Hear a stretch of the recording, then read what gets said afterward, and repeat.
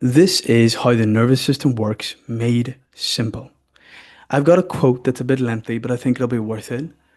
Your nervous system cannot tell the difference between an imagined experience and a real experience. In either case, it reacts automatically to the information which you give it to your forebrain. Your forebrain just means a part of your brain, the front of the brain. And what that basically means, and that is basically why you could be in your room, or you could be in a park, or you could be in a restaurant, and if you are triggered, then your brain literally thinks that's the equivalent to being chased by a large predator. Your nervous system reacts the exact same.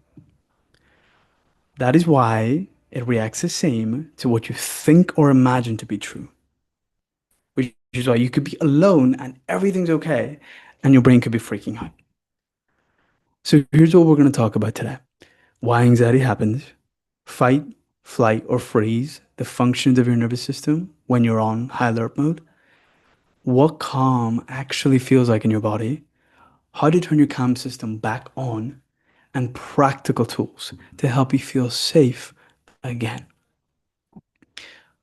So here's why you feel anxious, and this is the best metaphor that I can think of to remind you. Has anyone ever cooked something, or maybe you've had burnt toast, and then the smoke alarm goes off?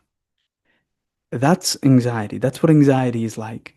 So even if it's just some burnt toast, your brain is going to think that the entire house is going to burn down and you are going to burn down with it, even if it's just a little bit of smoke in the air. So as soon as your body think there's any type of danger, it turns on that alarm. And anxiety is actually your body's way of keeping you safe. Because if the house was actually burning down, you would need to be in fight or flight to obviously get out of the house. So it's not bad. It's not a bad thing. It's just a bit too loud sometimes. This is what your nervous system is made of. This is your body's control system. This is what most people don't actually know about anxiety. So think of your nervous system like wires in a house that send signals anywhere. Everyone's house has this big main switch that if you turn that fuse off, the entire lights in every single room will go down. Think of that like your nervous system. So what is your nervous system made out of? Two big things: your brain, the thing inside your skull, and your spine, your spinal cord. And there's nerves along this that carry messages to the rest of the body.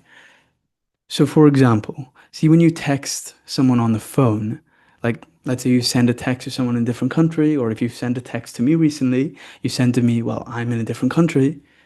Think of that like your nervous system doing that. It sends messages to different parts of your body, like text messages to different parts of your body with saying, hey, I'm either safe or I'm not safe. Here is what's crazy, and most people don't actually understand this, but hopefully the way I've broken this down is simple enough that everyone can understand. So your nervous system has three main modes when it's in danger: fight, flight, or freeze. Most people have heard of fight or flight. So fight is when you're ready to argue or lash out. Think annoying person at the bar pisses you off. Think, your partner pisses you off, and you're like, oh my God, I could punch this person. You're not actually going to punch them, obviously, but you're like so angry that you feel like you could. Or flight, where you want to run away. Like, oh my God, you're out in public and you start getting symptoms and thoughts and you just want to run. You just want to get out of there. That's you wanting to be in flight. Freeze is feeling stuck or spaced out. Bonus points for those of you that are in like that have depersonalization, derealization, disassociation. That happens because your nervous system goes into the freeze state. Those of you with brain fog, feeling like you're not really here, feeling like you're kind of spaced out, your memory's low, all symptoms of being in freeze. So it's like your body either slamming the brakes or flooring the gas. And then freeze is kind of like, hey, is this even a car? I don't even feel like I'm there. And the car is just dead. Cool. So what does calm actually feel like?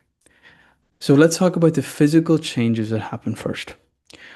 Your breathing slows. This is also why breath work is powerful because the breath has a direct impact on the nervous system. And this is why in meditations, I often say, just notice the breath as it is.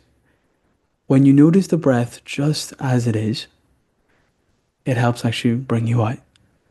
So when the danger passes, your body obviously switches back to calm mode, but the things that happen, your breathing slows, your heart rate drops, you feel safe again.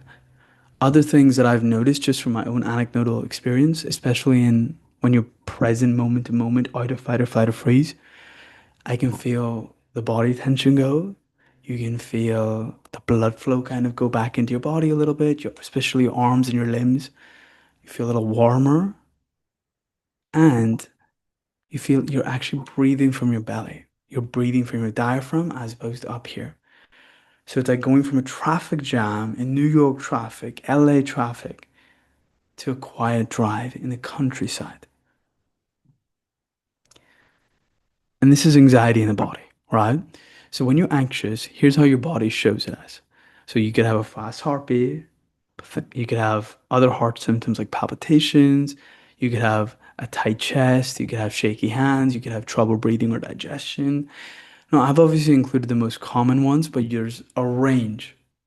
There's even a video I made recently that's going quite viral. And it was just a list of symptoms and no one talks about. Anxiety symptoms no one talks about.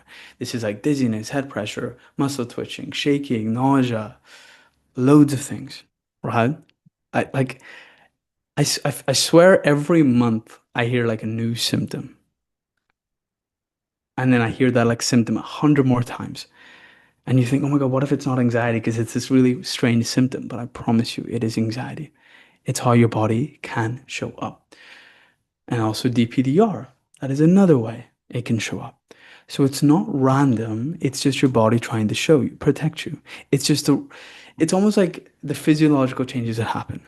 It's like, hey, when I eat food, I feel full. Yes, those are the body changes that happen. So when your nervous system goes into fight, flight, or freeze, these are the body changes that happens, and that's the way it shows up for your body. Now here's the vagus nerve, which is literally the calm button of your body. So you know you have a remote and you have like the off button that turns the entire thing off? Think your vagus nerve as the calm button. The vagus nerve is the largest nerve in your body, runs all the way through you, and it's what tells your body you're safe now. This is why there's things like electrical stimulation that stimulates the vagus nerve. This is why there's acupressure points that stimulate the vagus nerve. What are other ways you can stimulate your vagus nerve? Things like breathing slowly, humming, cold water can also turn it on. So think of this like pressing a reset button of your body. So here's how to feel safe again. Now I've included a really quick ones and then kind of the long term one. So quick ones, you can slow down.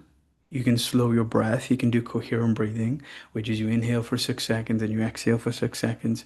You can do box breathing where you inhale for 4 seconds, hold your breath for 4 seconds, exhale for another 4 seconds, and hold your breath for another four. So you make a box.